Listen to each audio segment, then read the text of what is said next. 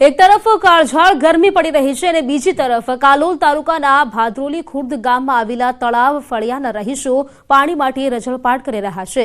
ગામમાં પાઇપલાઇન થકી ઘર આંગણે પાણી પહોંચાડવાની યોજના અમલમાં તો છે, પરંતુ સંપમાં પાણીનો પૂરતા પ્રમાણમાં જથ્થો આવતો નથી, જેથી અહીંના રહીશોને પાણી નથી મળી રહ્યું। સ્થાનિકો જણાવી રહ્યા છે કે હાલ સંપમાં પાણીની જૂની લાઇનનું કનેક્શન જોડાયેલું છે, જેમાં કેટલાક સ્થળોએ પાઇપલાઇનમાં લીકેજ હોવાથી પૂરતા પ્રમાણમાં પાણી આવી શકતું નથી। વળી ભાદરોલી ગામમાં 2 સંપ અને એક ઊંચી ટાંકી બનાવવામાં આવી છે, પરંતુ તેમાં પણ પાણીનો જથ્થો પૂરતા પ્રમાણમાં નથી આવતો। પાણી ન હોવાના કારણે સ્થાનિકો અડધો કિલોમીટર દૂર હેન્ડપંપમાં પાણી લેવા જવા મજબૂર બન્યા છે। તો ગામમાં ચોમાસાના પાણીથી ભરાયેલું તળાવ છે, જેમાં મહિલાઓ કપડાં ધોવે છે। આ પાણી ગંદુ હોવા છતાં મહિલાઓ આ પાણીનો વપરાશ કરવા મજબૂર બની છે, ત્યારે ગ્રામજનોની સમસ્યાનો ઉકેલ આવે તેવી માંગ કરવામાં આવી છે।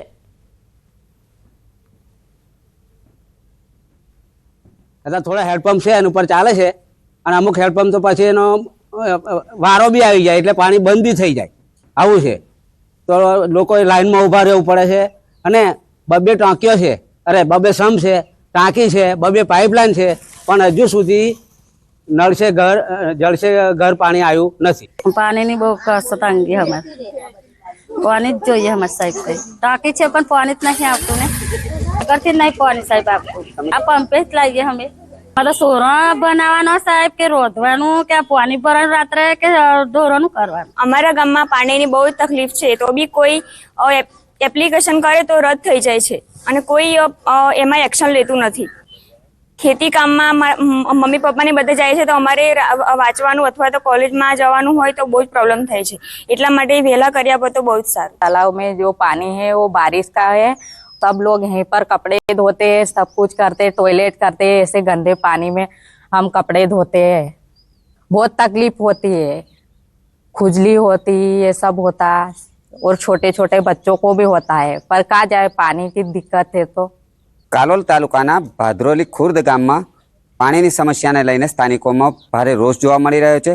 ગામમાં સ્તંભ બનાવવામાં આવે છે, પાઇપલાઇન પણ કરવામાં આવી છે, નલ સે જલની યોજના પણ અમલમાં મૂકવા આવી છે, તેમ છતાં ગામના લોકો છે તે હેન્ડપંપમાંથી પાણી લાવી જીવન નિર્વાહ કરવા માટે મજબૂર બન્યા છે। ખાસ કરીને જે તળાવ ફળિયા છે તે તળાવ ફળિયાના રહીશોને પારાવાર મુશ્કેલીનો સામનો કરવો પડે છે। હું આપને સીધા દ્રશ્યો બતાવીશ, આપ દ્રશ્યોમાં જોઈ શકો છો।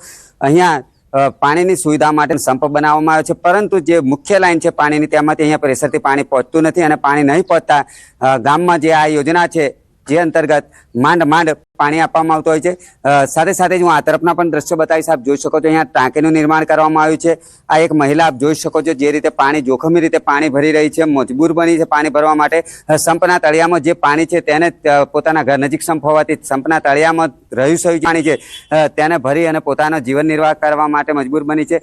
સ્થાનિકો દ્વારા વારંવાર રજૂઆત કરવામાં આવી રહી છે। અહીંયા એક નવીન લાઈન પણ નાખવામાં આવી છે, પરંતુ નવીન લાઈનને સંપમાં જોઈન્ટ કરવામાં નથી આવી, જેને લઈને સ્થાનિકોને આ પાણીની સમસ્યાનો હાલ સામનો કરવો પડી રહ્યો છે। ત્યારે સંલગ્ન તંત્ર દ્વારા વહેલી તકે જે ભાદરોલી ખુર્દ ગામના ગ્રામજનો છે તેઓને પાણીની સમસ્યામાંથી મુક્તિ અપાવે એવી